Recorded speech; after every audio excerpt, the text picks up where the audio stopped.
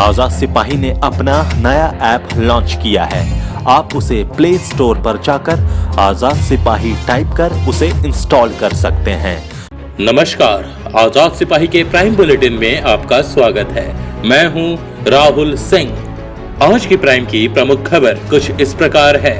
बाबूलाल मरांडी को माले की चुनौती, कोडरमा सीट नहीं छोड़ेंगे। भाजपा और आजसू का संयुक्त चुनावी अभियान शुरू। सुदेश महतो ने कहा, मोदी देश की जरूरत। महागठबंधन का स्वरूप तय कर लौटे बाबूलाल, सुबोधकांत और आलमगीर आलम। हेमंत सोरेन ने कहा, शिबू सोरेन करेंगे सीट शेयरिंग की घोषणा। बिहार में एनडीए का फॉर्मूला फाइनल, शाहनवाज और गिरिराज सिंह की सीट सहयोगियों को। तेजस्वी के ट्वीट से महागठबंधन उलझा, सीटों पर मतभेद। गोवा के सीएम मनोहर पारिकर का निधन। आइए अब सुनते हैं खबर विस्तार से। झारखंड में विपक्षी महागठबंधन के एक होने के दावे के बीच भाकपा माले ने साफ कर दिया कि वह किसी भी कीमत पर कोडरमा सीट नहीं छोड़ेगा। माले नेता और पूर्व विधायक विनोद सिंह ने कहा कि पिछले चुनाव को आधार मानते हुए कोडरमा पर माले का स्वाभाविक दावा बनता है। पिछले चुनाव में पार्टी वहां दूसरे स्थान पर रही थी। उन्होंने कहा कि वामपंथी दलों को महागठबंधन की ओर से केवल एक सीट देने की बात कही जा रही है, यह उचित नहीं है। भाकपा माले ने कोडरमा सीट पर अपना दावा बरकरार रखा है। बता दें कि महागठबंधन में हुए तालमेल के तहत कोडरमा से झाविमो के बाबूलाल मरांडी चुनाव लड़ेंगे। अब नजर डालते हैं आज की दूसरी प्रमुख खबर पर। भाजपा और आजसू ने संयुक्त चुनावी अभियान की शुरुआत कर दी है। रविवार को इसे लेकर एक मंच पर भाजपा और आजसू के आला नेता जुटे। नेताओं ने कहा कि हर सीट पर पुख्ता तैयारी के साथ लोकसभा चुनाव लड़ेंगे। इसके लिए भाजपा और आजसू लोकसभा चुनाव में प्रदेश से बूथ स्तर तक साझा प्रचार अभियान चलाएंगी। संयुक्त प्रेस कॉन्फ्रेंस में भाजपा के प्रदेश अध्यक्ष लक्ष्मण गिलुआ और सुदेश महतो ने भाजपा के 13 तो आजसू के 1 सीट गिरिडीह से लड़ने की आधिकारिक घोषणा की। आजसू सुप्रीमो सुदेश महतो ने कहा कि लोकसभा चुनाव संयुक्त रूप से लड़कर देश को मजबूत सरकार मोदी जी के नेतृत्व में देंगे।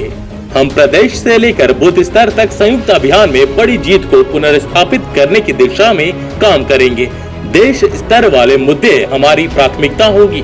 कौन देश की कल्पना को गढ़ सकता है, देश के सपने को कौन पूरा करेगा, लेकिन राज्य स्तर पर विषय बिल्कुल अलग है। राज्य स्तर पर हमारे विचार अलग हो सकते हैं। सुदेश महतो ने कहा कि हमें विश्वास है कि राज्य की 3.25 करोड़ जनता इस लोकतंत्र में सबसे मजबूती से उभर कर आए नेता के पक्ष में रहेगी। नरेंद्र मोदी ने देश की 130 करोड़ जनता और देश के मान सम्मान को वैश्विक स्तर पर बढ़ाया है। अंतर्राष्ट्रीय और राष्ट्रीय स्तर की चुनौतियों से इस मजबूत नेतृत्व ने उभारने का काम किया है। हर स्तर पर भारत को वैश्विक स्तर पर समानांतर रूप से स्थापित करने की तैयारी है। हम उसी को आगे बढ़ाने का संयुक्त प्रयास करेंगे। अब नजर डालते हैं आज की तीसरी प्रमुख खबर पर। दिल्ली में महागठबंधन पर सहमति बनने के बाद रविवार को झाविमो सुप्रीमो बाबूलाल मरांडी, पूर्व केंद्रीय मंत्री सुबोधकांत सहाय, आलमगीर आलम रांची पहुंचे। इस मौके पर बाबूलाल मरांडी ने कहा कि महागठबंधन को लेकर हम सभी ने शनिवार रात दिल्ली में बात की। महागठबंधन हो गया है, झारखंड में सीट भी फाइनल हो गई है। इसकी औपचारिक घोषणा झामुमो सुप्रीमो शिबू सोरेन की उपस्थिति में होगी। हम सभी ने झामुमो के कार्यकारी अध्यक्ष हेमंत सोरेन से कहा कि वह गुरुजी से बात करके संभव हो तो होली के पहले 19 मार्च को औपचारिक घोषणा पर निर्णय ले। सुबोधकांत सहाय ने कहा कि 3 सालों से सभी विपक्षी एक साथ मिलकर मोदी सरकार के खिलाफ लड़ रहे थे। आज संसदीय प्लेटफॉर्म पर लड़ने को लेकर महागठबंधन स्वरूप में आ गया है। अब नजर डालते हैं आज की चौथी प्रमुख खबर पर। भाजपा ने बिहार में गठबंधन के सहयोगियों के साथ सीट बंटवारे का ऐलान कर दिया है। भाजपा 17, जेडीयू 17 और लोजपा के हिस्से में 6 सीट आई है। बिहार लोजपा के प्रदेश अध्यक्ष पशुपति पारस ने सीट बंटवारे का ऐलान किया। गठबंधन में तय किया गया कि रामविलास पासवान को असम से राज्यसभा भेजा जाएगा। बिहार में भाजपा पश्चिमी चंपारण, पूर्वी चंपारण, शिवहर, मधुबनी, अररिया, दरभंगा, मुजफ्फरपुर, प्रहलादपुर, सारण, बेगूसराय, पटना साहिब, पाटलिपुत्र, आरा, बक्सर, सासाराम और औरंगाबाद से चुनाव लड़ेगी। जबकि जेडीयू वाल्मीकि नगर, सीतामढ़ी, सुपौल, किशनगंज, कटिहार, पूर्णिया, मधेपुरा, गोपालगंज, सिवान, भागलपुर, बांका, मुंगेर, नालंदा, काराकाट और जहानाबाद से चुनाव लड़ेगी। लोजपा के खाते में हाजीपुर, नवादा, खगड़िया, समस्तीपुर, वैशाली और जमुई की सीट आई है। इस बार गिरिराज सिंह की नवादा सीट लोजपा के खाते में गई है। अब नजर डालते हैं आज की 5वीं प्रमुख खबर पर। उधर बिहार में महागठबंधन में सीटों का पेच अभी सुलझा भी नहीं था कि तेजस्वी के ट्वीट से सियासी माहौल गर्मा गया है। सूत्रों के मुताबिक तेजस्वी के ट्वीट से कांग्रेस आलाकमान में नाराजगी देखी जा रही है। ऐसे में सीटों पर पेच फिर उलझ गया है। तेजस्वी ने शुक्रवार को एक ट्वीट किया था कि अगर अब की बार विपक्ष से कोई रणनीतिक चूक हुई तो फिर देश में आम चुनाव होंगे या नहीं कोई नहीं जानता। अगर अपनी चंद सीटें बढ़ाने और सहयोगियों की घटाने के लिए अहंकार नहीं छोड़ा तो संविधान में आस्था रखने वाले न्यायप्रिय देशवासी माफ नहीं करेंगे। तेजस्वी यादव फिलहाल दिल्ली में हैं। बताया जा रहा है कि उन्होंने राहुल गांधी से मुलाकात के लिए वक्त मांगा है।